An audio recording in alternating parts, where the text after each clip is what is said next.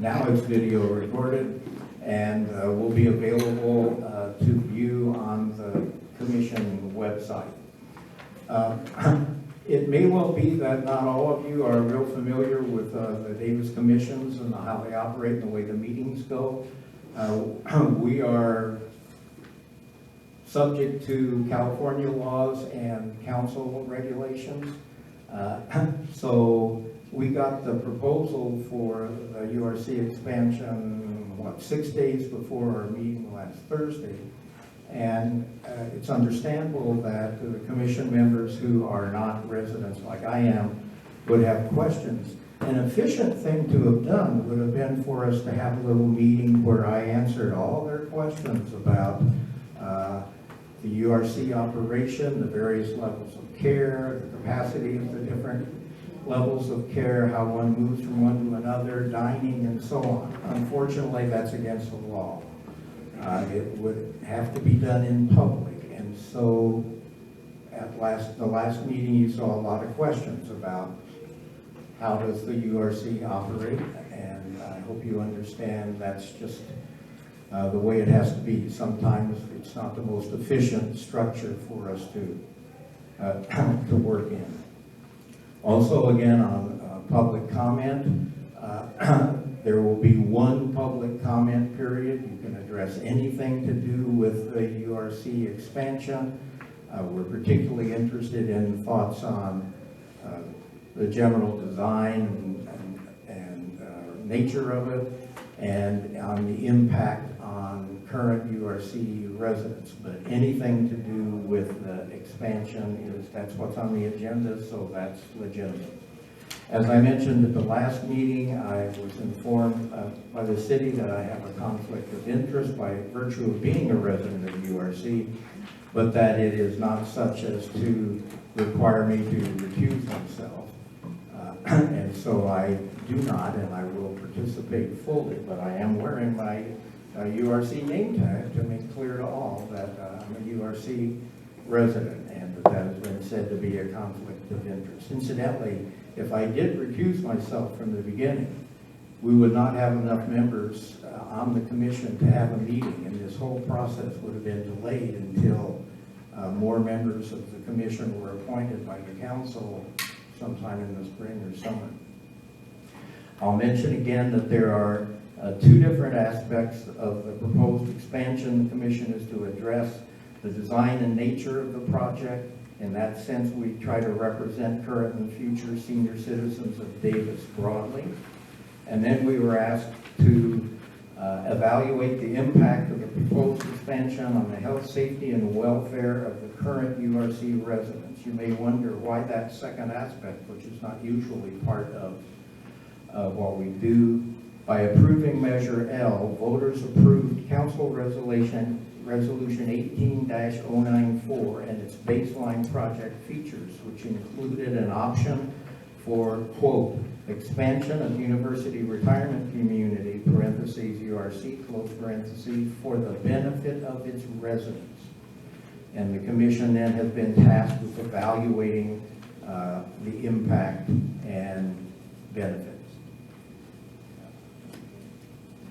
So, the next is, first thing is approval of the agenda. Is there a motion to approve the agenda? I make a motion to approve the agenda.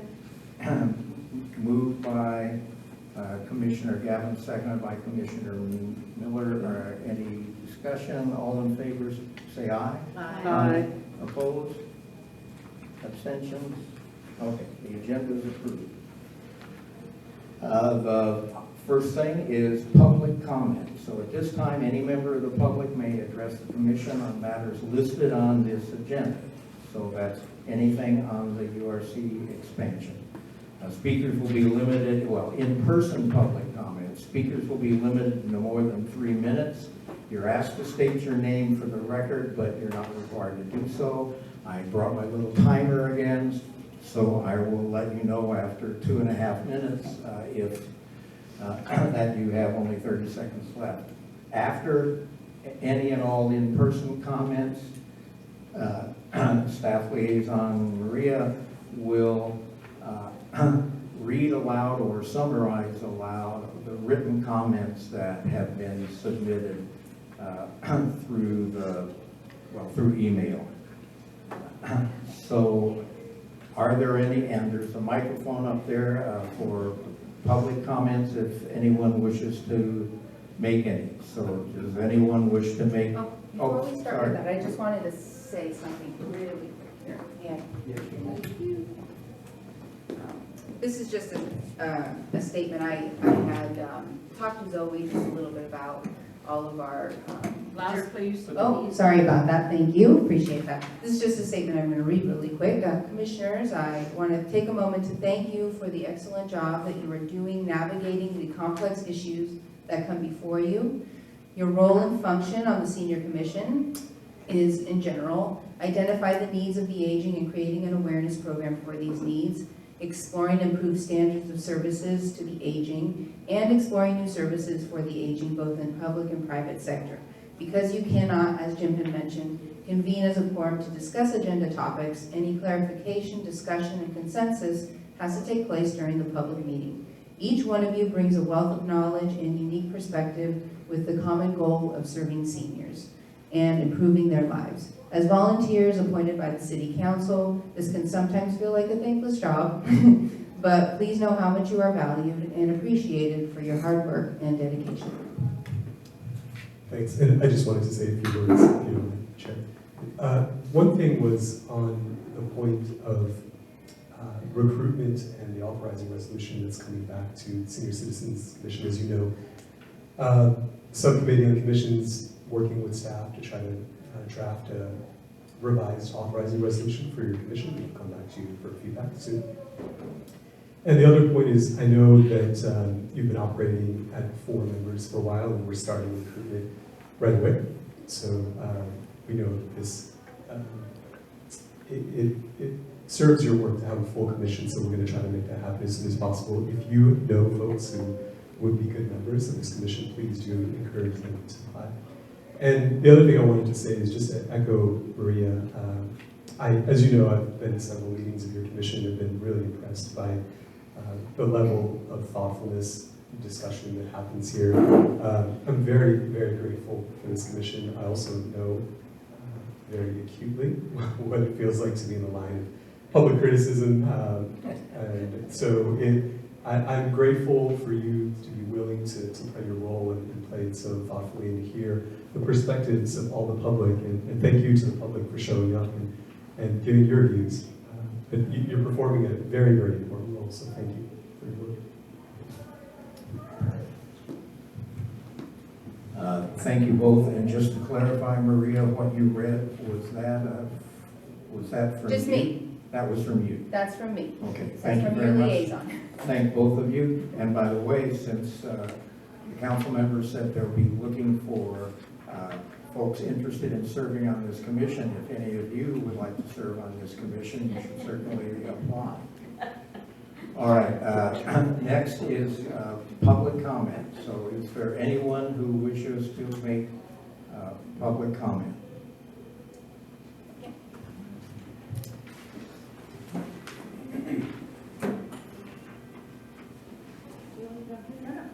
Let me make sure that mic works for you.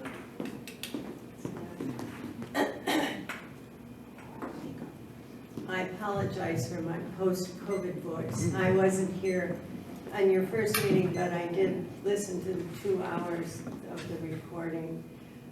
First of all, Jim Daniels corrected me in the spelling of his name in this, and I apologize. The other thing is he made it clear that he has headed up some committees. I was aware of the Finance Committee, and I've been told he got upset and walked out. I wasn't aware of all the others, and so I just want to make sure that's clear, and I apologize. The most important part of this 2-page thing that I did type up is I was part of the task force, and in listening to the 2 hours last meeting, there was a great deal that was not covered. And I was on the task force in the beginning, and I beg you to take it into consideration. I've been there for 5.5 years, and there has been a tremendous amount of discussion and knocking around and dissent.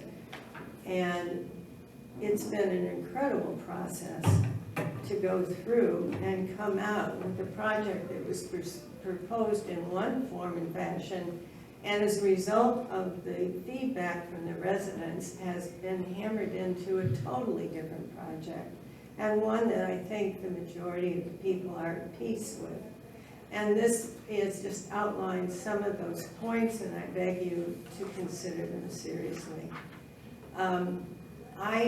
Before I moved here, actually signed up for the mailing list for this commission, thinking I might want to join this. So I'm not your enemy, but I do think, having been in the development business, that you really need to know the facts of what went on in the last 5.5 years.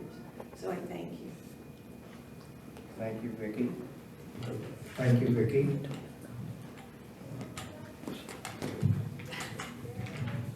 I'm vertically challenged here. You know, lower it. Yeah, I've got the thing. Can you hear me? Yep. Yeah, okay. I want to thank this commission for being very diligent about looking at this project, which has a lot of problems. I'm an attorney, and I can tell you that I have serious concerns about ADA violations, which was mentioned by a commissioner, and I also have some problems with possible violations of state law. So I'm hoping that commissioners will take a look at this, and I think it's important that we point these things out, because the sales pitch is not looking hard at a development project.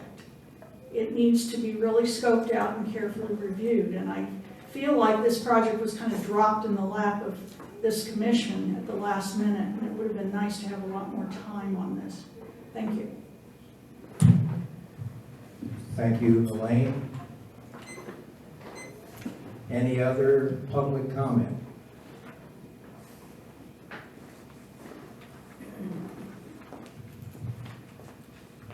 Good morning, Commissioners. My name is Marcia Wilson. I currently serve on the URC Resident Task Force for the Master Plan. I want to reiterate how long we've been involved in this process representing residents. I would like to say that finding total agreement for any project is probably impossible. We all have our interpretations and perspectives on a number of issues. We have tried to serve our community, and I would like to say that both the developer, McLemore, and our architect, Jay Blatter, and his associates have been very, very transparent, as we have been with the residents. Because there was so much talk about the transportation issue, I call your attention, and I did include this, and I hope you'll have time to read it. You referenced one of the resolutions. I'd like to reference a resolution that the commission did not acknowledge, and that was resolution number 18094. I'll not read the whole thing. I will bring this to your attention, that this project is dependent upon, since there was so much interest in transportation, installing new pedestrian and bicyclist safety striping at John Jones Road to realign the bike path entrance on the south side to align with striping. Reconfigure the Covell Boulevard and Shasta Drive intersection to remove all free rights and improve bicycle and pedestrian safety. Widen Covell Boulevard west from Rislin Court to the western border of the West Davis active adult community. Our project is not the only senior citizens project. All of Bretton Woods has been approved as a senior citizens facility. West Davis Active Adult Community is required to develop in accordance with baseline features, many of which I did not state, 30 seconds. subject to 30 the seconds. mandatory compliance with state and federal laws. Thank you. Thank you, Marcia. Any additional public comment? So this is the only time at this meeting that there will be public comment. Hi, my name is Becky Newland. I am currently a URC resident. I have been there for 1.5 years, and I'm a fairly new resident, not just URC, but also to Davis.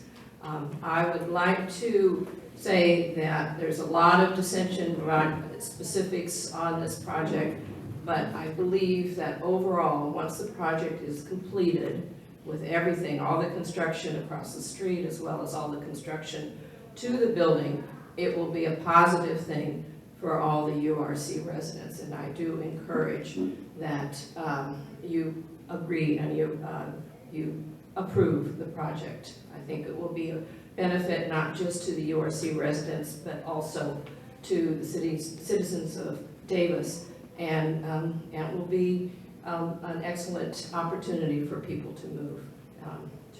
Thank you. Thank you, Becky. And just to be clear, we neither approve nor disapprove something. We are allowed to comment on, any concerns we have, and then on the impact, we're supposed to try to identify impact, but we don't get, we're not one of the bodies that has to approve or disapprove. That's, you got the Planning Commission, the Planning Department, the Planning Commission, and the City Council. And they're the folks with the authority. And perhaps my remarks were to the planning folks. Any other public comment, in-person public comment? No more volunteers. Okay, last chance. Going once, going twice. All right, so Maria, you are going to, I'll get this to you, to summarize aloud or read parts aloud, however you wish to do it, the written comments that came in. Well, as you know from the public comment from the last meeting, almost everything has been stated by voice and then reiterated in the public comment in the written document. So I don't want to reread everything. I just want you to know that we received in total 10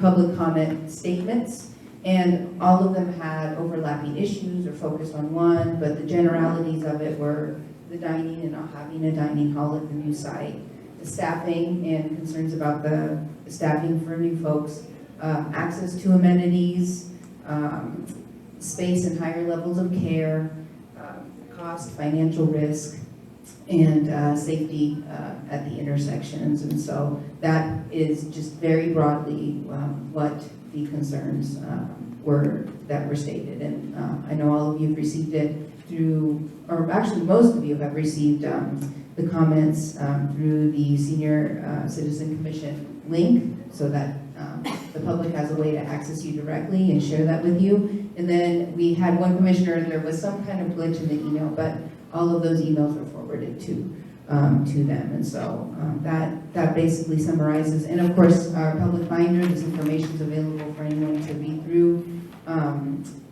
any and all of the public comments.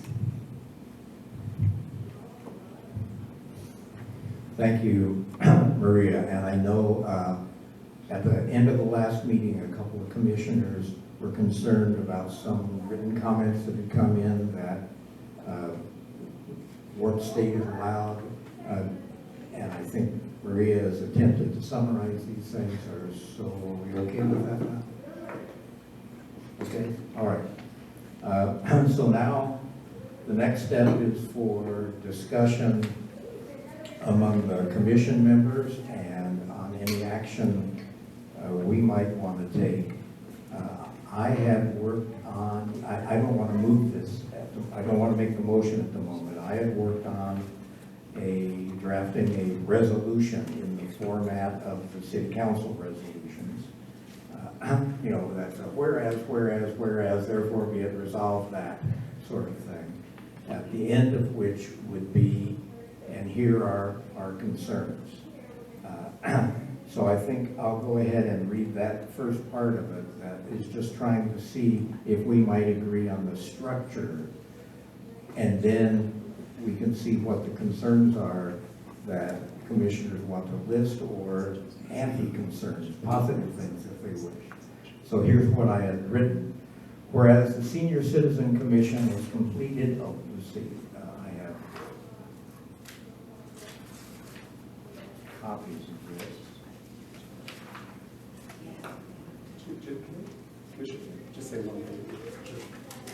Yes, sir.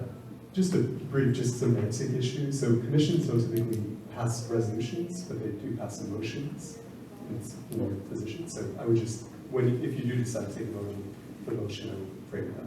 Yeah, right. I mean, what I would have is a motion to approve the following resolution, which is what the council does. Well, it shouldn't be called a resolution, is my only point. It would be recommendations. Okay, I'll go ahead and read what I said. Whereas the Senior Citizen Commission has completed its design review of the proposed expansion of the University Retirement Community, URC, into Bretton Woods, using the City of Davis guidelines for housing that serves seniors and persons with disabilities, the guidelines, has reviewed and received clarifications on the materials from the proposers and the planning department, has considered public comment, and has recognized the attractiveness of the overall physical design, its many positive features, and its relatively spacious apartments. Now therefore be it resolved, or however we need to change that, by the Senior Citizen Commission that among the various concerns raised at our meeting and heard by the planning department, the following primary concerns be conveyed for consideration by the planning department, the planning commission, and the city council. And then we would list what concerns we have. And the reason I put the word primary is, you know, I have some, and have heard from others, some sort of secondary sorts of concerns. Like, since I live in one of the cottages in the current facility that has the inner drive running along it, and there are a lot of problems to do with parking of various kinds of vehicles and access for service and so on. I think the dealing with that inner drive in the new, in the expansion has not really been addressed clearly. And I had heard earlier from some residents a concern about a gated and fenced community that is sort of walled off from the rest of the Bretton Woods community. Just doesn't have a good feel. But, you know, those are secondary, I'd say. So then we get to primary concerns. What I've heard from people in the comments that have been here, one is no binding plan for transportation between the proposed expansion and the existing facility that would provide frequent transportation back and forth, would handle wheelchairs and motorized scooters, as opposed to, that's something we're aware of, and trust us, we'll come up with a good way of handling it. I think it's not good that there is not a binding plan, a commitment to how that will be handled. There is, and I'm trying to go by things related to the guidelines, there's no local, in the sense of Davis, market analysis. So we have no data as to whether the current senior citizens of Davis and the future senior citizens of Davis want 100% more independent living or want some higher levels of care included. So that no local market analysis. And then thirdly, no plan to satisfy expected increased demand for assisted living. If you increase the independent living population by 20%, you're going to increase demand over time. for assisted living by 20%, and that's not being expanded. So those three things were what I had heard from people that I would like to see on those primary concerns. And now I guess what I wonder, or whatever any other commissioner wants to bring up is, what do you think of that sort of structure? And what primary concerns would you want to have added to that? Or should we try something completely different? Notice I did not move that we do this, just trying to bring it up to see what you think about how to proceed. So, anybody? Commissioners? I think the plan is fine, calling it a motion as we need to, and we would perhaps insert your suggesting concerns that we've had and so forth within those. I think that's a reasonable approach.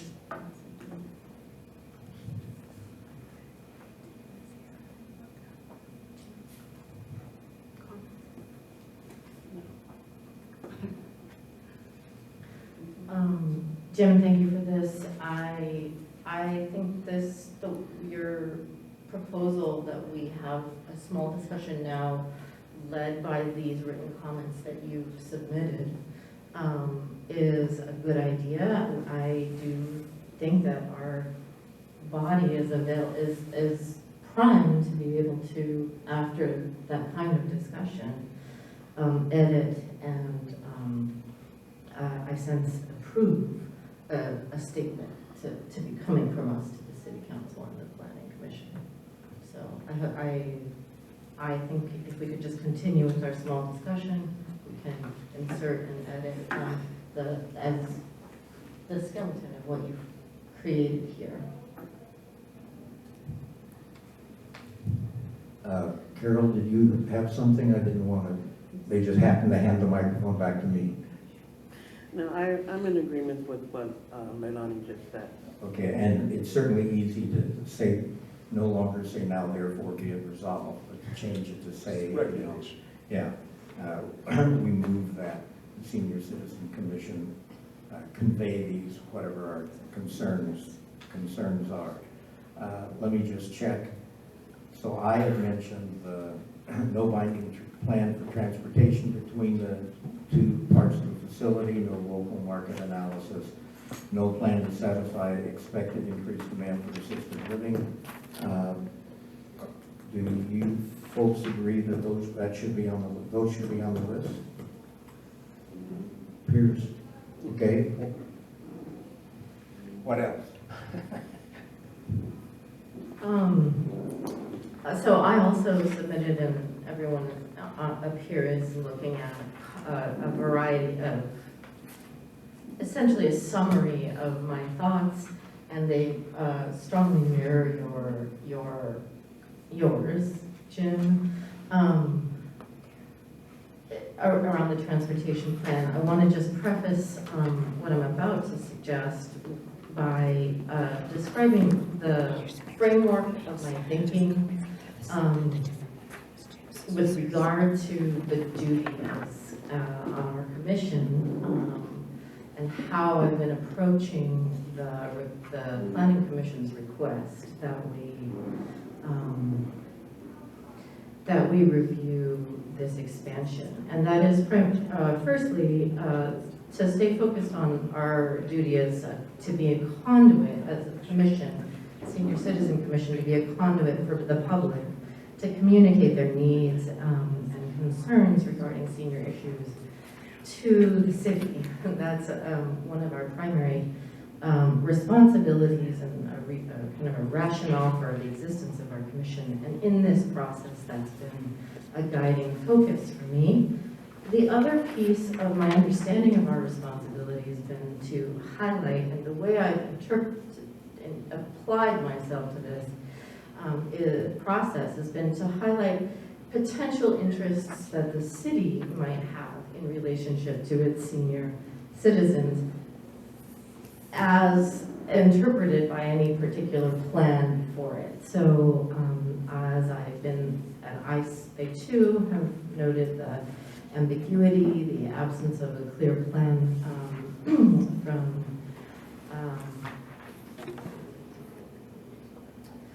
about transportation, and that is a concern. What I would, my attempt to interpret then for the city would be to recommend that the city review, do an additional analysis about the traffic, and that the city review options that it might have to create ongoing relationships with PRS about how to, on an ongoing basis, evaluate the traffic impacts on Covell for its residents and by its residents, and to have whatever legal arrangements or official kinds of partnerships that it could maintain. Perhaps the PRS, and I don't know what these vehicles look like, but I can imagine the city would benefit from looking at what those could be. That could be an ongoing partnership where PRS is required to come back and address impacts if they show up, or the PRS agrees to pay for additional traffic monitoring technologies or studies at their intervals, for example. So this is the therefore. This is my interpretation of how the city might be impacted and some potential ways the city could approach this proposal as the plan continues. So I have more to say about the other parts, but that's what I wanted to say about the transportation. How about, what would you add to the list of 3? Would you combine what you said with the transportation here, or add it as another? I would add, I think that, Jim, I think that your statement 1 here is good, and I propose to add my comments about the City of Davis needing to scrutinize building agreements with PRS, which should directly address and or mitigate adverse traffic impacts on an ongoing basis. Such ongoing agreements could include traffic monitoring technologies that PRS pays for, improvement at traffic intersections. Obviously, there has been, as Marcia shared with us, there has been a first pass at this, and I can imagine that there may be a need to look more carefully now that we understand PRS's plan to not provide dining services. That plan may need to be looked at again. The potentially imposing additional transportation taxes or fees that are intended to mitigate impacts on the city that by PRS's plan to divide their dining services and other amenities across Covell.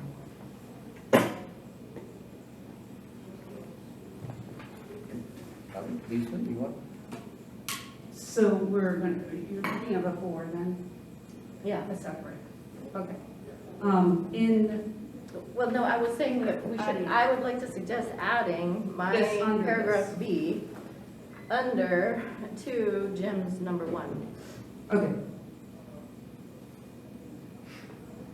I think that, I agree with that, and would like to just simply add to your comments, under some nice details here about times and the shuttle, more of a binding, a specific commitment to these various things, including a waiting area with seats covered from elements of the sun, has come up before, and it would be nice to see that in here as well. So if you're waiting for the shuttle, you're not just standing on the sidewalk doing that, but have a place to be. Yeah, I don't know if Eric or Thomas, if you know, on that inner drive in the proposed area, there's this little cutout that says pickup area. Is that to be anything covered there that you're aware of? I just wondered if it met what she raised.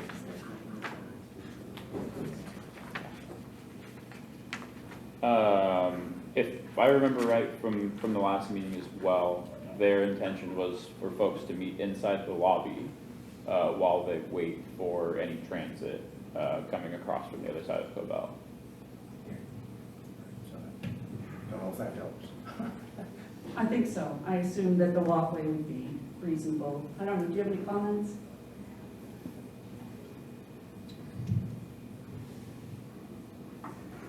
While we're on transportation,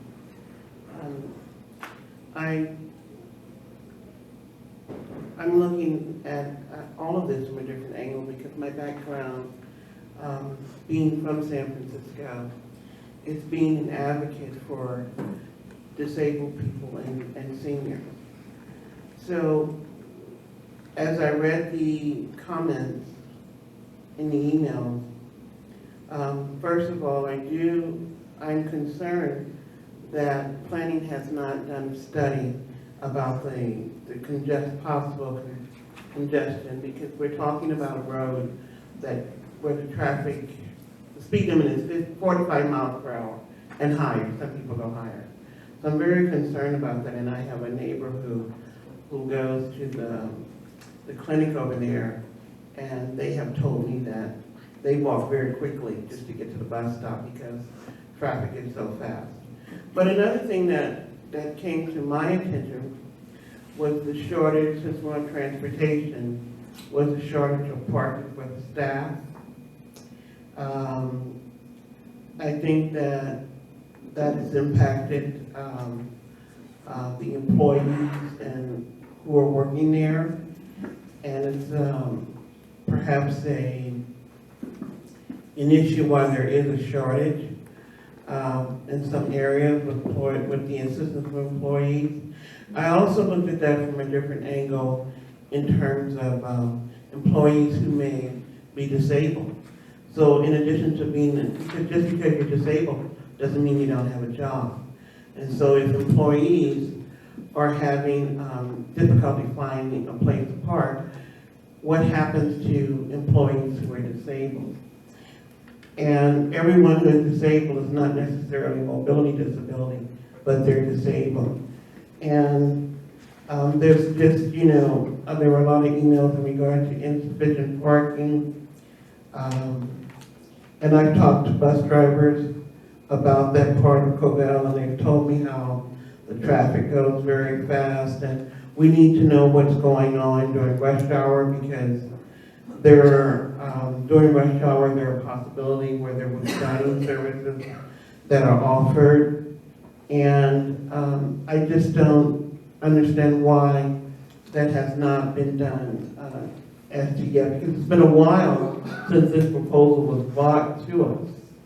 And so I think that's something that planning should get on right away. In addition to these comments about the shuttle services, I'm not really, I have issues with that, because it's one thing to say something verbally, and it's a whole nother thing for it to be binding. And with this shuttling back and forth, this would impact the dining services at URC, I think.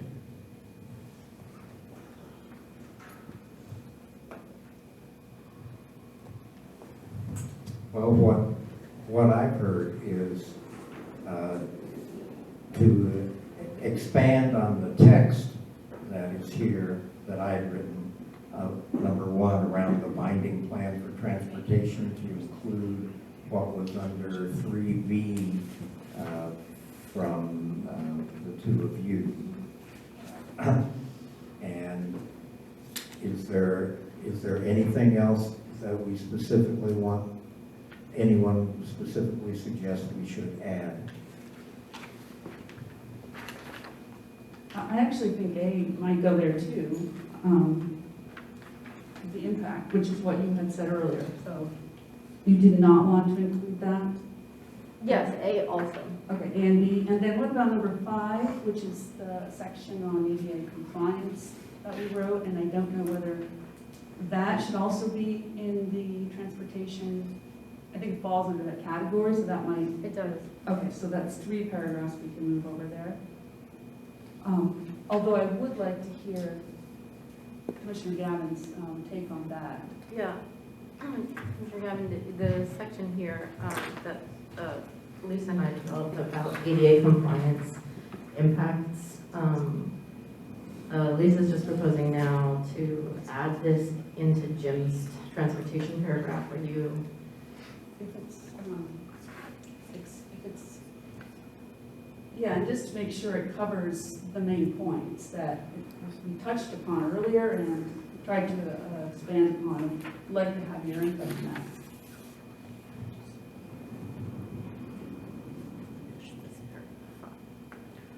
Well, I think that it could be added, but also it's one of the overall themes to everything that we're talking about. Because the transportation is just one aspect of it. And as someone has stated in one of the emails that, I think it's Labrisa, they said that the lines were long. So, you know, you have residents who are not able to stand a long time. You also, I'm very, let me say it another way, because I'm looking at it as a disabled person. I have not always been disabled. And to be here and to not have that study, I'm very about the congestion in the cars and how fast they move. I'm very surprised that we don't have that right now. And it seemed to me like last week, this is what we're going to do, we're ready to go, we need a rubber stamp. No, we need to look at how this is going to unroll, because we're dealing with residences where people are going to live. And that's very important. And I have seen, for example, in one of the meetings with Unitrans, where the city was dealing just with Unitrans, the city is not compliant with ADA at the majority of its bus stops. I had always suspected that, but to hear that and for them to know that are two different things, and it was extremely frustrating to hear that because I use public transportation. So if I'm harping on ADA, there's a reason that I am harping on ADA. I mean, the city gets money from the federal government, and I have seen those contracts, and there is a clause in there.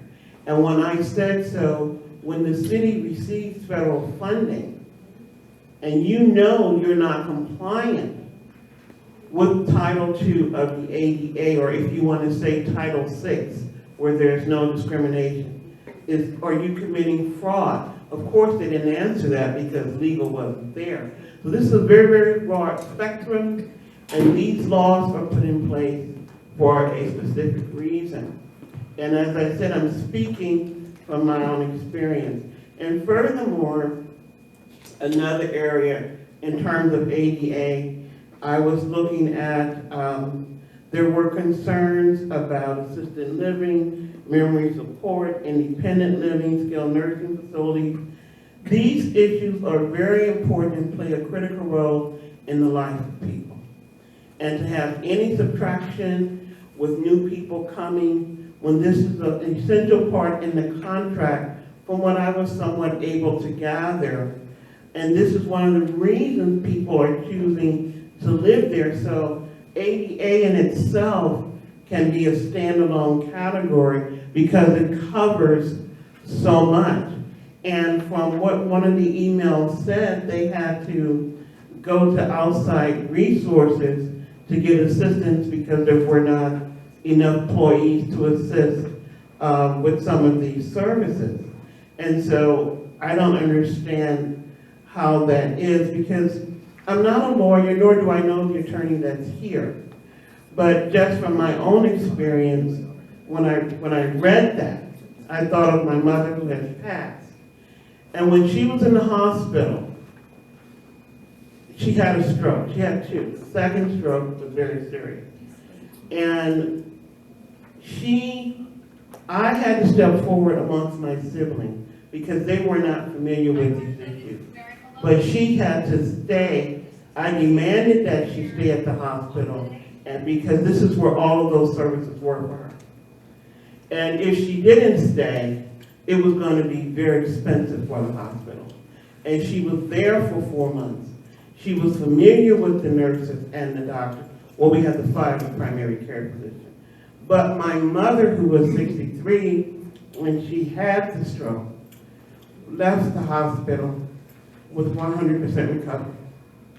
So I understand that these issues are important to the residents, and if they are in your contract, they need to be there, or otherwise that could be considered a violation of professional business. It's 17200 California Civil Code, if you want to look it up. Not a lawyer, but it's unfair business practice. So these services need to be there. And bringing in new people when you have not fulfilled the obligations to your current residents, just in overall, I don't know anyone other than Jim, overall I'm concerned about this. I'm very concerned about it because something's not right here. Something's not right. And no, you're not going to get 100% agreement on anything, but you need to have compliance of the ordinance, of the state law, and the federal law, because you're dealing with federal funds. And lastly, I will say that the residents fall into a class of protected services. And if that is triggered, then there is a lot of trouble down the road if someone else has to look at these plans and we did not do a good job.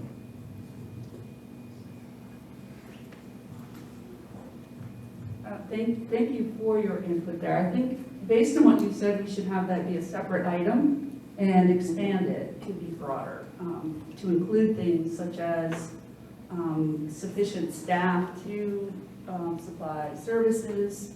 And the ADA. Yes, Yep. and consider the impact of waiting for shuttles or whatnot to get food, waiting times and so forth. It's a much broader issue, so I think I'd recommend to a separate number for that in our motion. Number 5. It So- could be an introduction. It could potentially be an introduction to the rest. Just an idea.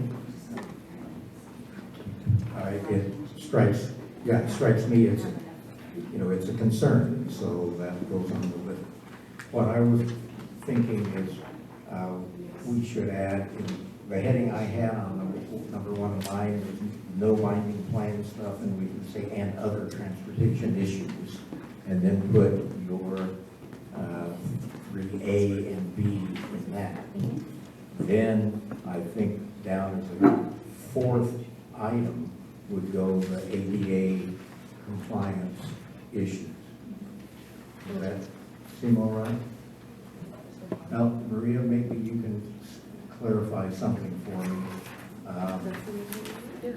Because we have explanatory text in here in mine and in the things that we're adding here.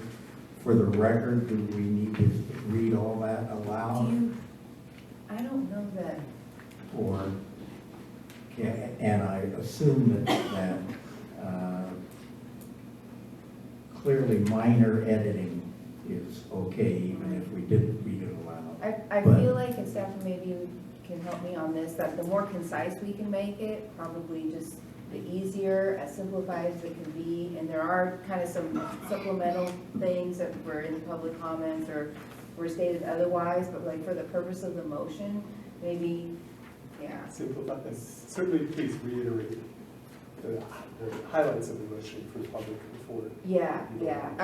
While you were in discussion, I just wanted to make sure that members of the public could see kind of both copies and what you're trying to mesh here in discussion as you hash it out. And so yes, it'll be helpful to So I would say, yeah, So you the think? brevity, yeah. I Well- don't know that you have to have the essay, I mean, you have I your mean, main the thing points, that yeah. bothers me about that is if you say, oh, there's no binding plan for transportation between the proposed expansion and the existing facility, it's easy to say, so what? Why is that a problem? Yeah. And it's a problem only if you go into more information. So I think we're going to include, you know, the language, just not just simply say ADA compliance or additional analysis. I think we need to put the words in if we want to convey our concerns. Yeah, I don't know, can we say it as is noted in supplemental information, or I'm not sure how, Yeah, I mean, we would convey it to the planning commission, certainly. the details behind it? And if, right, we can attach the language. Yeah. If this is the language that the commission would like to have, that'll be included for the planning commission. So that you don't have to hash it out as the entire motion versus getting the bullet points. Well, I think, so what we're attempting to do is to create one statement of recommendations. Yeah, And we're kind of editing on the spot. right. But am I hearing that there won't be a way for us to actually do these changes to this one document? You're suggesting that we do some kind of elaborate note reference?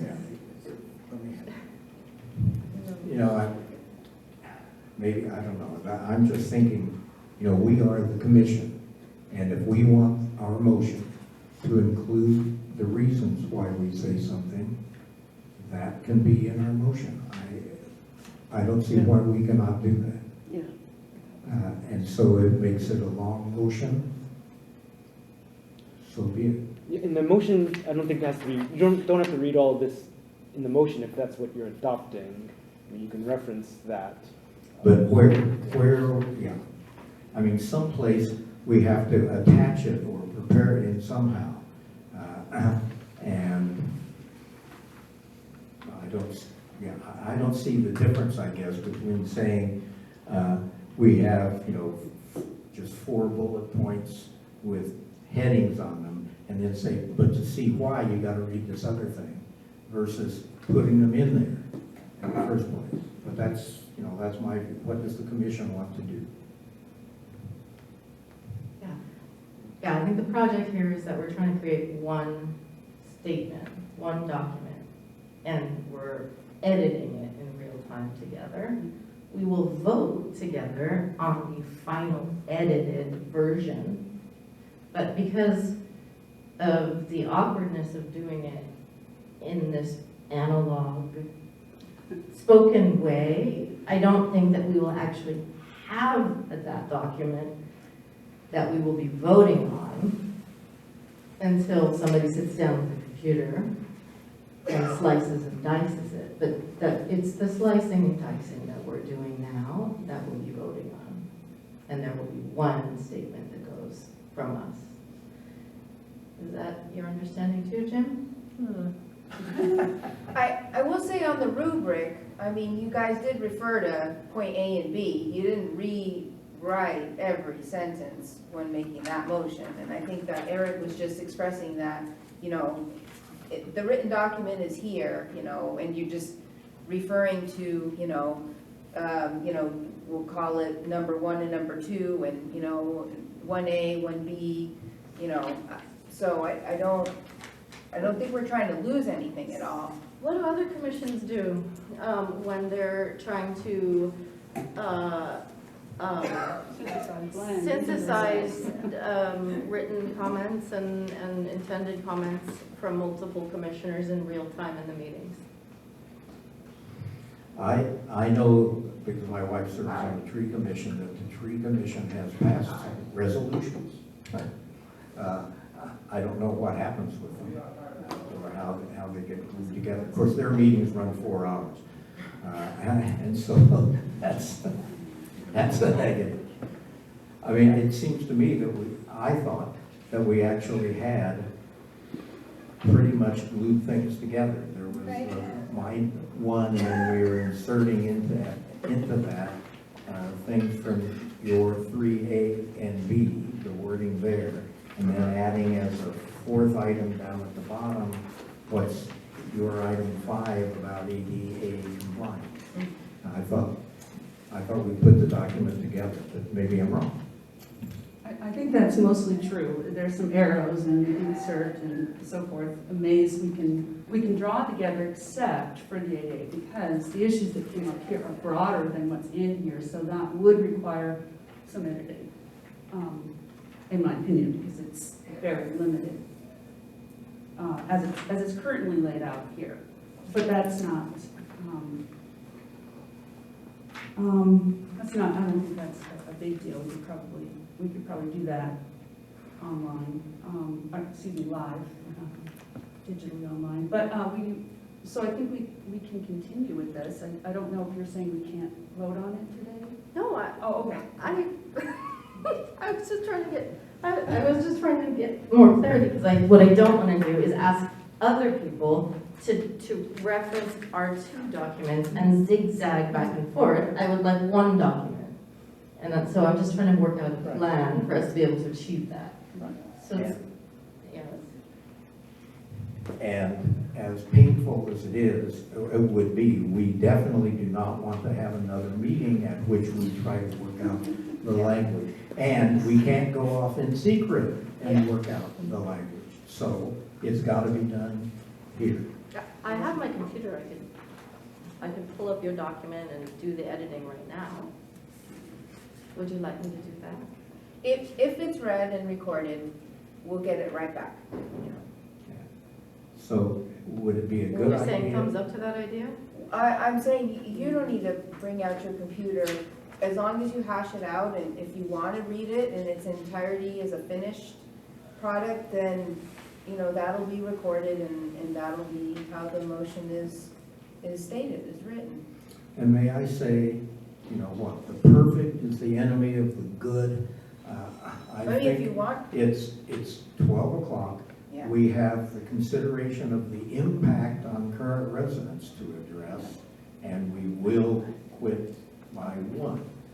So my suggestion is, whether it is the best, most neatly, smoothly edited or not, we take what I had said before, what we have, no binding plan and other transportation issues. My part, glue on 3A and B, those 2 paragraphs. Then what was my local market analysis comment and assisted living, and then there's a number 4. That would be the paragraph here about ADA compliance issues. And I don't know if I need to read aloud the texts, legally. Well, I want to say more about the market analysis. I think we have a little more content to blend. A little bit. Right? We'll finish this. So continuing with this blending process, my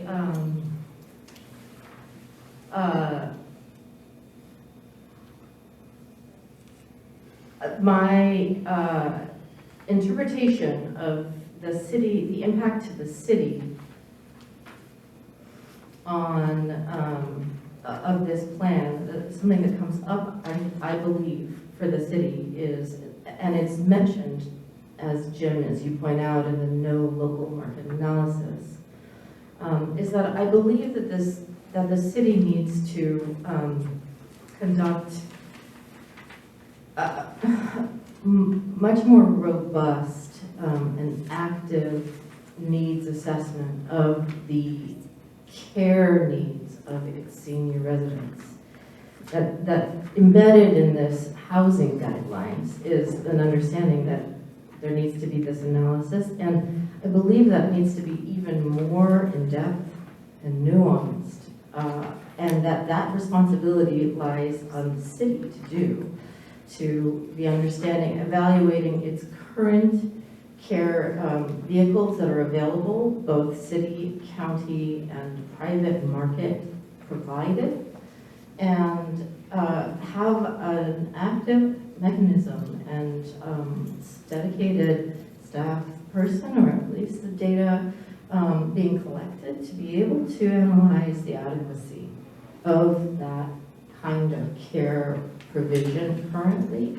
I believe that that will make the planning process for Davis seniors much more complete, and it will allow the city to set priorities about how to move forward, how to evaluate the planned facilities that are coming in, and to know when there might be gaps and if gaps will arise. So my proposal is that under your number 2, no local market analysis, is a specific recommendation to the city from us to conduct a senior citizen-specific needs assessment of the care facilities and the social service senior care services that are available, and to address, analyze the adequacy for its planning purposes. Well, let me just say, I think that would be a good thing for the city to do, and personally, I do not think it bears on the issue of our reviewing the design. And by the way, what those guidelines say is that if there was to be a local market analysis, the city chooses the firm or the people to do it, and the proposers pay for it. But it does not, I'm sorry, I don't think that making a recommendation that the city do this study really bears on our review of the design. And I know the council member wanted to say something here, so. I just was wondering if planning staff wants to say anything about what, in their view, within these motions falls within the design review component or the health safety one. If it's all of it, that's great. Just curious about that. I'll grab another mic. I can stand up too. Thank you, Maria. Thank you, Maria. Thank you, Councilmember Viola. Dara Dunworth, Principal Planner. Thank you for this opportunity. So we wanted to echo some of the things we've heard from the Commission. It's difficult to hear you. I want to echo some of the things the Commission has said. We are here to discuss the design review. We have heard and we understand the importance of some of the operational concerns, the safety concerns. A lot of those don't fall within the purview of the design review, but certainly pedestrian safety and circulation, perhaps some modifications to a drop-off area. Those are the kinds of things that affect the site design, affect the architecture, potentially the landscaping. Those are the things we're here and that we're gathering and we're listening to, and we'll be taking back to the applicant to discuss further. Certainly every one of your concerns, however they're summarized, will be attached to the staff report going to Planning Commission. I'd like to clarify that this project does not require going to City Council unless it were to be appealed. So the final decision-making body is Planning Commission. That being said, we've had, just to address the pedestrian crossing question, we've already talked to the city engineer and found out that's a very simple process for them to go out and do an assessment and do some signal timing work, do an analysis and change the signal timing as they see needed. Now, if that needs to happen even before this project were to be constructed, because there are folks trying to get across Covell, we would love to hear from you, and we can certainly talk to the city engineer about initiating that now and not necessarily waiting until this project were under construction or completed. Just one more point I'd like to make as you're thinking about how to compile your comments specific to the design review. These are independent living apartments, so they're standalone apartments. They have kitchens and bathrooms, and the folks that we anticipate living here would be choosing these apartments for the amenities, the design, and the access that they're provided. So if these are folks who need more support or more services, we would anticipate those folks would look either across the street at the existing URC, or maybe they look at other facilities and other opportunities here in town. So I hope that helps maybe focus you all just a little bit. Again, we're taking every comment forward to Planning Commission. As Maria pointed out, this is all on the record, so it's all available for folks to hear the comments and concerns. And certainly we'll be working with the applicant going forward to address the things that we are able to address in the design review. Thank you. I just, thank you for those comments. I do have to respond to one thing. I suspect you are correct that the people who initially moved into the expansion independent living will be pretty mobile, not necessarily, but probably pretty mobile, or they wouldn't have chosen to go over there. Just like I've been told, when the URC originally opened, there was not a single walker or a single wheelchair. Now there are lots, because people get older. And so you are going to have across the street people that are not comfortable walking 3/10 of a mile to dinner and that sort of thing. So, but I agree with you that the initial move-in will probably be, well, in the market analysis that was presented by the URC and PRS to DSS, the Department of Social Services, it said the average age of move-in is projected to be 82, because the URC has reported that's been the average over the last 4 years. So it's not going to be young, spry people skipping around. Being 83, I feel safe in saying that about a young 2-year-old.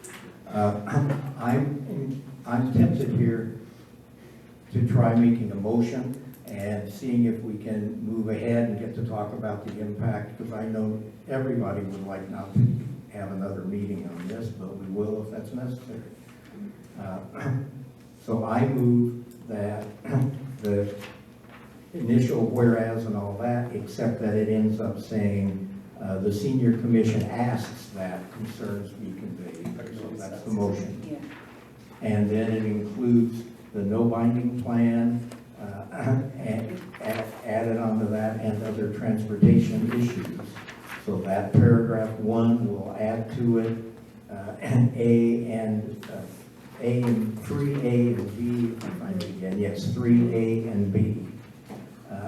And then as an item, then there'll be item 2, no local market analysis, 3, no plan to satisfy expected increased demand for assisted living, with all the words that are in there, including all the words that are under A and B. And then as a number 4, there will be the ADA compliance and all the words that are in there. That's my motion. Is there a second? Motion fails for lack of a second. Does anybody have a motion or anything else? Well, I'd like to finish this process. I'd like to finish this process. I believe that there is more to convey, and that I think that it is useful to convey to the Planning Commission and to put on the record about the concerns about impacts to the city and impacts to current and future residents of the continuum of care. So specifically, Jim, this relates to your number 3, the no plan to satisfy expected increase for demand for assisted living. I believe that it's important to say a little bit more about that, to explain the type of housing that this is and to identify the concern that this is narrowly, we've been told, going to be independent living only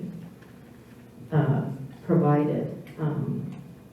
So my suggestion is that we add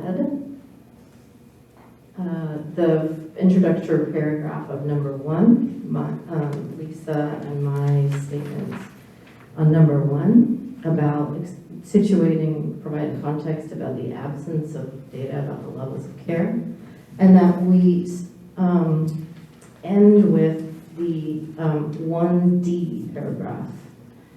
If URC residents need to resort to services outside of the URC community because of a lack of space in URC skilled nursing, it could potentially put a burden on current and future URC residents and on scarce county and city senior care services.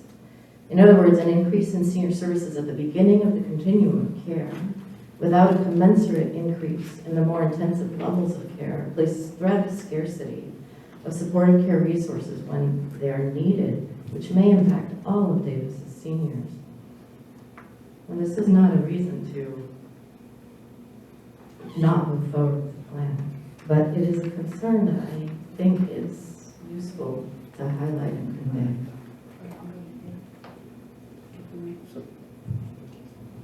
So my understanding is you say, take the opening paragraph under your number 1 together with part D under number 1 and add them to what is my number 3. Is that correct? Yes. All right. Let me try this. I moved my earlier motion with these things added to it. Maybe let's just confer a second, make sure we're done here.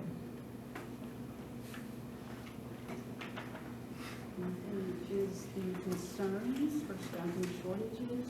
Oh, yeah. That should be added, I think, to 5, which would be the new 4. One thing is not here, Carol, were the concerns about staffing shortages that you mentioned when you spoke. Yeah. Would you be okay with a sentence such as D, adding D? Staffing shortages continuing to Where are you? Can you give me a clue what we're looking at? Carol, Sorry. right there. So adding D. Oh. To put what Commissioner Gavin had said about staffing shortages, creating burdens for those with disabilities, currently not getting the services, just adding to that, to broaden it. All right, so I think we're, anybody familiar with sausage making? I think what we now have is the motion I had made earlier, plus adding in. I think there might be some more here, Jim. You said you're not done. Oh, I was wondering if you were done. I saw somewhere notes. Oh. I think one other detail that I didn't hear you say here was adding, and covered, making sure that it's, we're talking about binding here, right? And so we've heard ideas, but making sure that the waiting area is covered with seats, etc. Yeah. It's just a detail for this. Yeah, so just about that, I did hear the architect say that the plan, that wouldn't be needed because they were, It's gonna be inside. because it's going to be inside. What is that binding? We should use the mic. So I actually do think it would be a good idea to have seating outside in the pickup area, and I think it would be a good idea to have it covered. I think it's important to have additional places where people can informally interact with each other and gather. And I believe that the actual user movement in the future will be that there will be people gathering in that pickup location. I think that the increase on-demand ride-share transportation will also mean that that is a very heavily used area and heavily enacted activity to be there waiting. And I think that there are a lot of community enhancing, and not just ADA, also ADA enhancing and community relationship enhancing benefits to having places where people are anticipated to be comfortable and safe. So I think what it's been suggested is that in that about plan for transportation and other transportation issues, that in there be added, including covered seating in the pickup area. I got that right? Sorry. Is there any chance that we've glued this together now? I think there's a chance. All right. So I hope I can avoid reading all through it, but I move that we use the initial part, but not saying it as a resolution in my, and then moving into no binding plan for transportation between the proposed expansion and the existing facility and other transportation issues. Include my text, adding to it, including covered seating waiting area, and add on 3A and 3B from Leilani and Lisa's section about other transportation issues. And then as a number 4, put in the paragraph about ADA compliance. With D, that talks about staffing shortages. Oh, you just talked about additions to this. Yeah, You're not, Oh, you're not sorry. listing all of these things. right, No, sorry. you're not listing all of these things. I did, I just said those things. I'm sorry, I just lost track, Jim. You were saying that your number 3 includes And then paragraph, first I paragraph forgot 1 to and say 2. it, add to number 3, the introductory paragraph under your number 1 and 1D in your document. Right? Thank you. So I move that. Is there a second? As long as the ADA paragraph includes D, which is the staffing shortages impacting those with D disabilities. quarter. It's an addition. Lisa just proposes that I'm sorry, a this D D be got increase in the add, sorry. After listening to Commissioner Gavin, and this wasn't very broad, I think the way to fix it, relatively simply, is to add D. And include her staffing shortages that are currently there impacting those with disabilities. So just adding D. A new and that's sentence. it. So there is no D to add. You're just saying add a D. To Correct. create a new sentence labeled D Correct, I am that saying states, Could somebody read the sentence? yeah, A sentence. Well, it's gonna be a clause, actually. Don't have a sentence, but staffing shortages that are continuing to create burdens for those with disabilities. So the sentence would be concerns about that. Yeah, we have concerns about staffing shortages continuing to create burdens on those with disabilities. So they're not getting the services they need.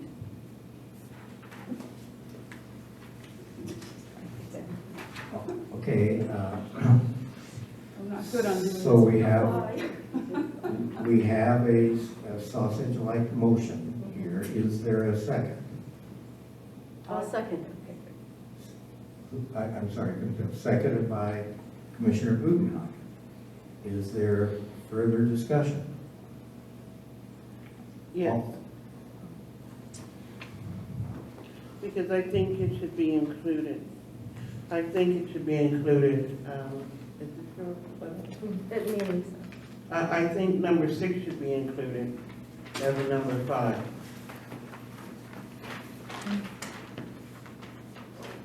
And then I think that would conclude what we're trying to do. oh, potential violations. So that formally is a motion to amend the motion to include number 6. I'm happy to include anything to get us moving forward. So as the mover, I'm willing to accept that as a friendly amendment. How about the seconder?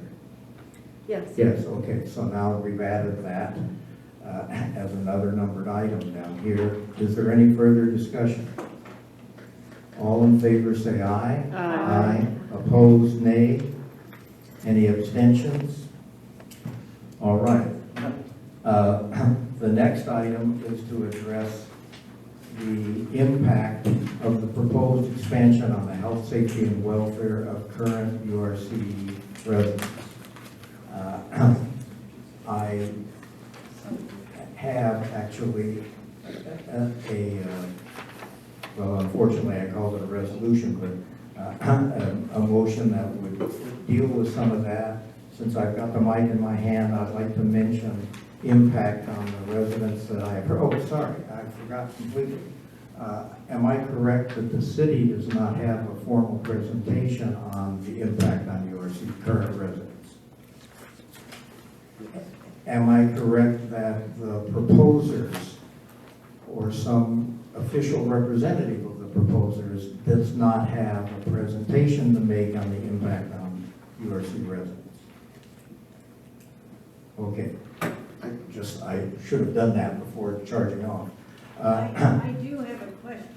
I'm sorry. Okay, but to that effect, okay. I wasn't commenting, I have a Yeah, question. well, I'm sorry, but the time for public speech is only in that period. So, I'll notice, oh, by the way, I really tried to find some things to start off saying positive impact on the residents, because the written and the in-person comments have been mainly negative. So one thing occurs to me is if the expansion fills to near capacity, net revenue will go up, and that will increase the financial stability of the URC. So that's a positive benefit. Adding, shiny new facilities is likely to attract to increase the attractiveness of moving to the URC. And that will help make it more competitive, and help it maintain its traditionally or historically very high occupancy rates. And there are some amenities. Pickleball court, at least is proposed, a barbecue area, that could appeal to current residents. Thinking of negative impact, it seems to me there is, and some public comment have said that, possibly increased resident fees. Now, some expenses are proportional to the number of residents, right?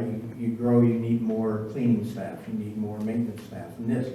But again, income grows proportional to the residents. So those sorts of things, I think, are a wash. But there's staffing not proportional to occupancy. For example, staffing and equipment to provide whatever this transportation is going to be, that's going to go back and forth between the two, is going to cost a bunch of money.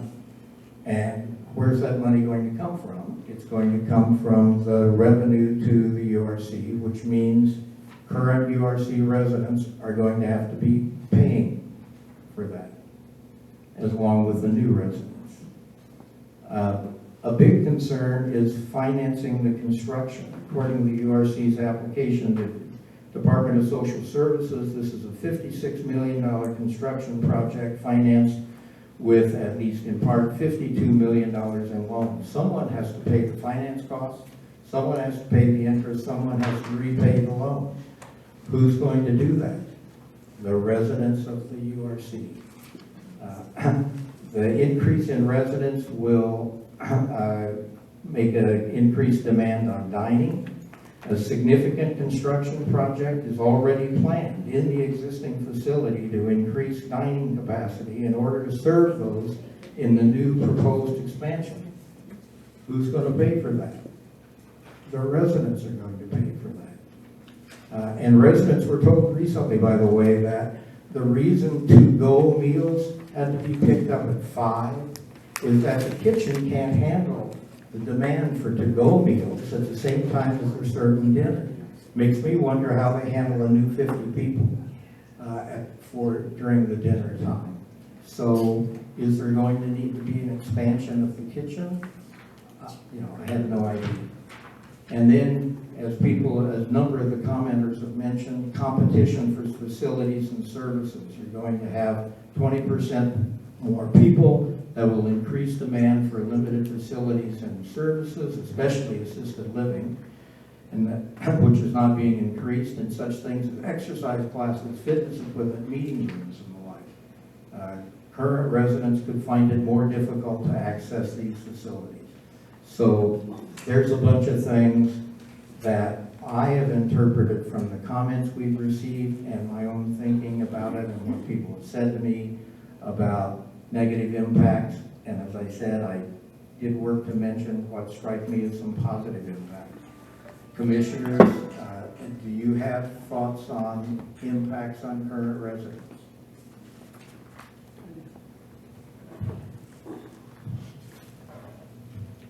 One of the issues that concerns me is the noise because of all the construction and how long that would go on. And people have a right to enjoy their home and for it to be not filled with so much noise and construction. So that's a big issue, and how is that going to be, handled when you hear those machines? And sometimes they start as early as 7 in the morning, and you're home and you just don't, like the leaf blower. I don't like to hear that noise. I had to go and talk to the manager. They banned them in Beverly Hills. So all of this noise that, well, I went to my manager and said, could it start like 9 o'clock?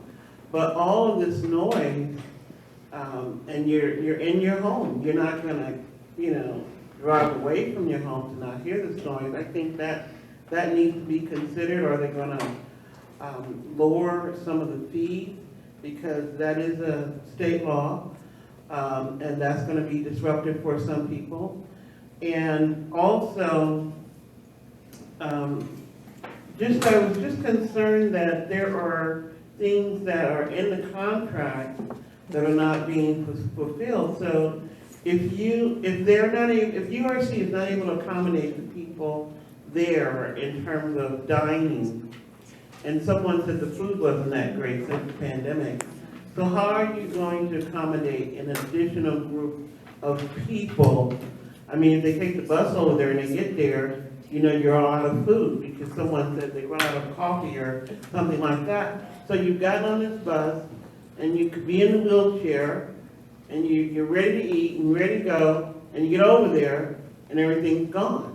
So I'm just, in terms of, as you said, Jim, they're not going to build a kitchen at the new facility. I would think there would be consideration to expand the existing kitchens if possible, because you're going to have more people, And also there was a concern someone had about Orchard.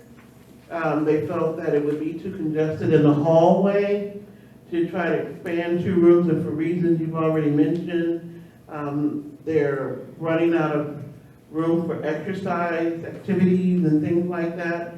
So how are this new group of people going to become integrated into the community that is already there when there are shortages and other issues that haven't been explained or addressed for the current residents?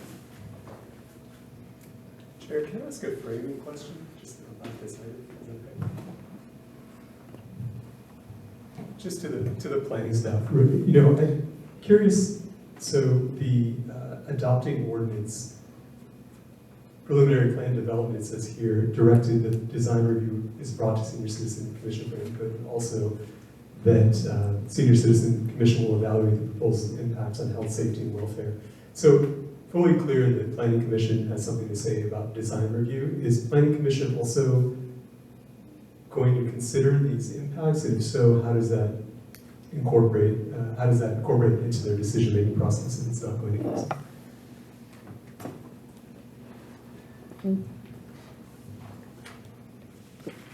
I need the light on. Thank you, Councilmember Viola. Trying to gather my words here. The ongoing operations of the facility is not necessarily under the purview of the Planning Commission as it pertains to the design review. So again, we are hearing all of these comments. We believe they're all very valid, but some of them are beyond the scope of the design review. This project does not require a conditional use permit, so the Planning Department and Planning Commission are not charged with evaluating operational aspects because they do not require a conditional use permit on which we could place conditions of approval. But nevertheless, we will bring all these concerns forward to the applicant, and of course, forward to Planning Commission for them to be aware of what the comments and concerns are. But there is no action for the Planning Commission to take with respect to the operational aspects of the project. Let me ask something then. So, those measures that were passed and then said that City Council Resolution 18094 included baseline project features that allow for, quote, the expansion of University Retirement Community, URC, for the benefit of its residents. Who, if not the Planning Commission and not the Council, addresses the question of whether the project complies with that Measure L and Resolution 18-094. If it's not the Planning Commission's business, whose business is it? And, why were we asked to evaluate the impact? Who's going to pay attention to that evaluation? I mean, I can try to answer. I was not involved with Brentwood's at the time, but I would say that statement is part of the justification to approve Brentwood's as a senior community. That part of the reason was to provide a benefit to the residents of URC, and I think by being able to expand here. That sounds like what you're reading to me, not that it's asking, is there a benefit?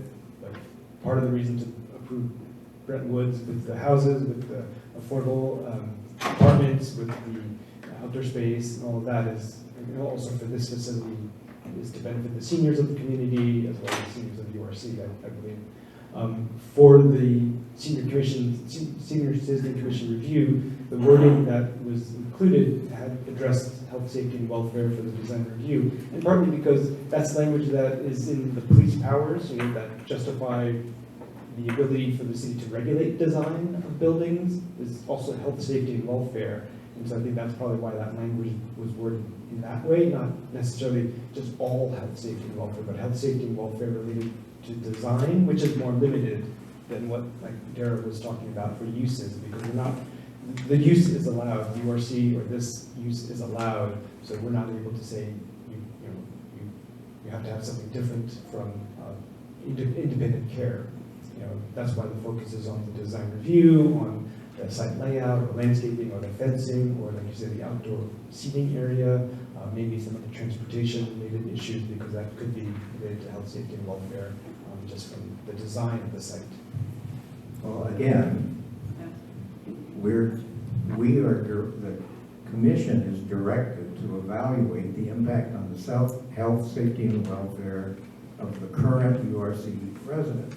And those documents that were approved by the voters and in the city council resolutions talk about the expansion of URC for the benefit of its residents. And you're telling me considerations of whether it does or does not benefit the residents is not part of, is not relevant? I don't think, Chair, that's not what I heard. And What is it? what I heard is that In the mic.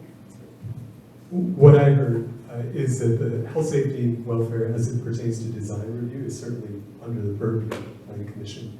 So I think those comments are important to hear from Senior Citizens Commission. I also think if you're so moved to give broader comments, we can continue to explore this issue. Certainly all of your concerns will be transmitted to not just Planning Commission, but City Council as well. So I would encourage you to continue your conversation. And maybe if it's useful for planning to give some guidance on what pertains to design and what doesn't, the commission will have a sense of what will be reviewed in a formal role by Planning Commission.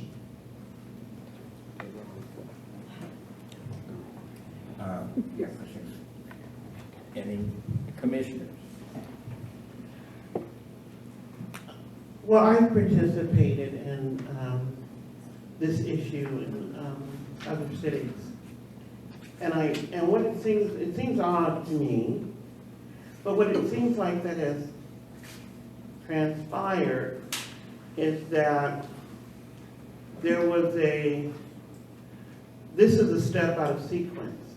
This is the last, everything has already been approved. And I felt like this project was brought to us for you to rub stamp this because you are the senior commission. Whereas issues that we are talking about now should have been a part of the planning and design phase. So that these issues could have been incorporated into the design until it was all set and ready to go. Because when I say I've been in these issues, we have gone at it up until midnight. And I don't think that that's fair to the current residents. I don't think that it's fair to the commission. And basically, because as one of the commissioners had mentioned in the last meeting, there was no study done in terms of traffic on Covell. And we're talking 45, 50 miles an hour. And I bring that up because I've seen someone hit in a wheelchair. So in the crosswalk, when they have right of way. So it's puzzling to see how this is all going to come out in the wash, for lack of a better term, because it has been taken out of sequence, and there are I think some legal issues here. There are some legal issues here. I'm not a lawyer, but because I'm not a lawyer doesn't mean I don't understand the law.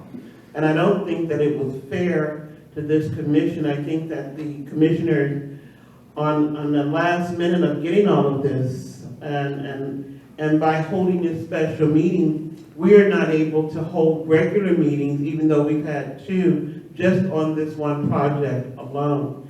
And I think that there's something going on here, and I think City Council knew it was out of sequence, and I think planning should have known that our input should have came before all designs were final.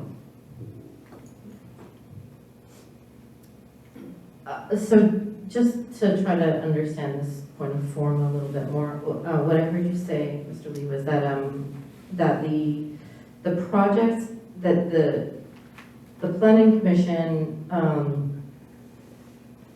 the preliminary plan development staff asked the Senior Citizen Commission for our input on this second piece, the project's impact on health and safety and welfare of current URC residents, because the police powers language of municipal planning states that the city must incorporate that. Is that correct?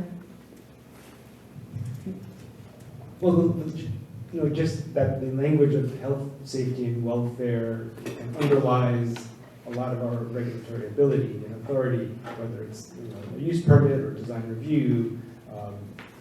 Obviously, it has a very broad meaning, but it can also be more specific. And for the city, because we do regulate design of buildings, and that's actually based on health, safety, and welfare. But again, in that usage or that application, it's much more limited than it might be for the police department, and they do health, safety, and welfare. Okay, and yet, and just help me understand the difference though on the type of design review that you're able to that you're specifying that you would like to receive from us is about the built environment and not the operational operations, even when health, safety, and welfare may be impacted by the operations. It's I just want to make sure that I understand the process and best kind of utility in the feedback that we're being asked to give. Yeah, because what we are bringing to the Planning Commission and what they're reviewing is the design of the building, design of the site. They're not reviewing the operations. They're not reviewing that part of it. I think we're happy to have conversations maybe with the applicant about some of these questions, and I think they're important questions, and I think the Planning Commission would actually be interested in understanding how the two fit together. But again, they're also limited in their role and what they're approving or not approving, if that were the case, to the design of the site. Okay, so then the input that we can give would really resource the planning staff mostly, and then what I'm hearing you say is that for us to illustrate the interplay of the plan, the built design, and the operations might be useful for us to illustrate to the planning commission. Your input on the design, how it may benefit, or if there's potential deficiencies, is most helpful to what we're looking for, and what is most helpful for us. I think generally, the issues and concerns about the operations and adequacy and staffing is good, but we don't have control of that.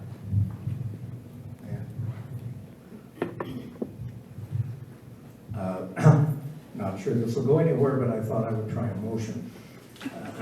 And it's essentially what is printed there, but with some editing. So I move the following. Whereas the conditions of approval for Bretton Woods and the University Retirement Community expansion require the Senior Citizen Commission to, quote, evaluate the impact on the health, safety, and welfare of the current URC residents, unquote. And the 2018 City Council Resolution 18-094 included baseline project features that allow for, quote, the expansion of university retirement community, parentheses URC, for the benefit of its residents. And whereas the Commission has received comments in public on the impact and benefits, with several URC residents describing negative impacts. Therefore, the Senior Citizen Commission asks that the following evaluation be conveyed for consideration by the Planning Department, the Planning Commission, and the City Council. While there may be positive impacts and benefits in the form of possibly increased financial stability and marketing attractiveness, as well as new amenities appealing to current residents, the following are negative impacts that far outweigh the positive. 1, decreased access to assisted living and other facilities and services, and then there's a paragraph describing that. 2, possibly increased the resident fees, and a paragraph describing that. That's a motion. If there's a second, then it's possible to amend it with additions or corrections, but is there a second? I second the motion. Seconded by Commissioner Gabbard. Discussion or amendments to offer, whatever. May I discuss? Well, in light of the opportunity to do this illustration, operations having impacts, I think we might just add a little bit more. There's some existing language we could use that'd be easy. The paragraph 1B on Lisa and my document, I think it speaks to your paragraph 1, Jim, and so it would say, in addition to what you have stated there, it would just describe a little bit more. PRS has stated that URC Brettonwood Extension Facility will be licensed as a residential care facility for the elderly, and RCFE, which includes both independent and assisted living, that license. However, Alicia Castillo, Executive Director of URC, has stated that assisted living services are not being planned for and won't be provided at the proposed extension. The discrepancy poses a potential consumer fairness issue for current and future URC residents, and it may create a strain on Davis's senior care service capacity. So are you moving an amendment to add? Just a second, to add that paragraph 1B under your material to the end of my paragraph 1. Yes. Yes, and then I also think I would like to... Just a second. So that's the motion to amend by adding that. And I have one more amendment. Well, then let's see if there's a second to this motion, please, okay? Is there a second to the I thought we motion? were discussing, what? Well, there's a motion on the floor, Okay. all right? And now you're moving to amend by adding that. You seconded it. Yeah. But you Is there a waived second? it, so you can't vote on it. Hmm? I'm sorry. I think procedural problem. here. All right, well, just stop a second. There is the main motion that I made, and that was seconded. You made the motion, you're the chair, right? You need to seek it. The chair is allowed to, and it was seconded. I didn't know the chair was allowed. in Yes, Robert's it rules. is. It's not, we don't go by Robert's rules, we go by Rosenberg's rules. Okay, so therefore, I get where we are, thank you. Okay, so then there was a motion to amend by adding this. Is there a second to that motion? I second it. Seconded by Commissioner Gavin. Is there further discussion? Fine, me. Is there further discussion? Well, All- I had some more. I know you do, but we can do one thing at a time. We Okay. can add that, and if you have something else to add, we can do that. All right? All those in favor of adding, of the amendment to add it to the main motion, say aye. Aye. Opposed? Hearing none. Abstentions? None. Okay, so we've added that. Now, any other motions to amend? Well, so, I think we could say something about impacts on current residents, on the additional movement, car traffic, vehicle traffic, coming in and out and around the main campus, as well as crowding. I think just stating those things, those are potential impacts. And then I just want to make sure that we illustrated that, let me just review really quick. Yeah, I think that that's good, and So as a three? Is that- so as a three, as a number three, more movement, traffic, movement and crowding. And sorry, what was that last word? Crowding. And crowding, thank you. Are you moving that as an amendment, motion to amend? The way we gotta do it. I think there can be multiple And additions in the same motion, Chair. But, yeah, I mean, the problem is that you may not want to vote for all of them, right? So it goes pretty quickly if we just do it. So is that a motion to add that? Yes. Yes. Is there a second to that? I'll second it. All right, so we, motion to amend, is there any discussion? All in favor say aye. Aye. Opposed? None, and no abstentions. All right, so we've added that. Is there any other amendment?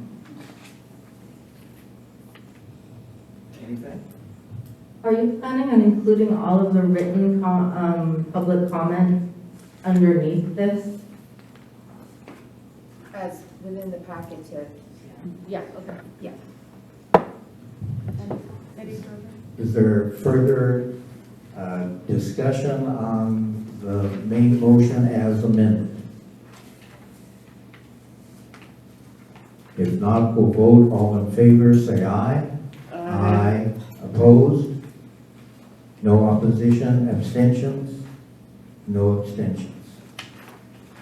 It is 10 minutes to 1, and I believe a motion to adjourn would be appropriate. But first, I want to thank the members of the public who came and sat through this and offered their comments and opinions that were helpful to all of us, and also to those who sent things in writing. Is there a motion to adjourn? Moved by about 3 people. So let's see, we'll say it was moved by Budenhagen and seconded by Gavin. All in favor say aye. Aye. Opposed? And abstentions? We are adjourned. Thank you, Jim.